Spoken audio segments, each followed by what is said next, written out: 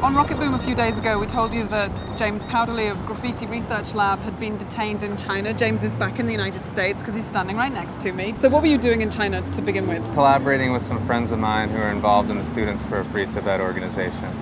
So unlike our normal art events, this was a place where we wouldn't be able to set up a projector and a generator and do something in public with, sort of locals expressing local concerns.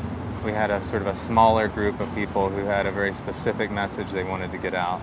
So instead of having all the equipment and allowing a writer to sort of write text on a building, you would just have what we sort of call a laser stencil.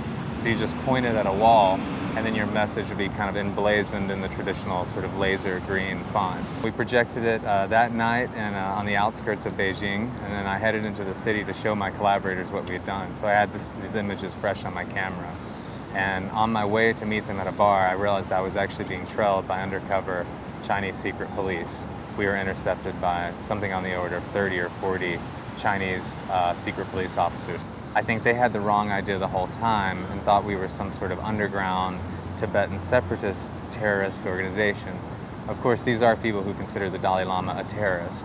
But when they couldn't get the information they wanted out of us, they did take us to an official general population Beijing detention center.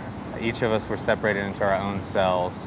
Our cells consisted of citizens from countries like Nigeria, Ghana, Cameroon, Mongolia, and also Chinese nationals who'd committed offenses ranging from being accused of stealing cell phones to sort of obscure visa paperwork mishandlings. To people who just didn't know what they were being detained for. The process was completely extrajudicial. There was no judge that we saw who sentenced anything, and we were never aware exactly of what crime we had committed. We'd only been told that what we were doing was an affront to the people of China, and that in some type of way we were trying to destroy China. I was told I wasn't the murderer, but I made the knife. And then over the course of the next 5 days, we were on a daily basis, usually at night, woken up and put into a chair, strapped into a metal chair, almost in like horror movie style, behind a gate in a room called Inquisitor's Room, where there's actually blood splatter on the floor.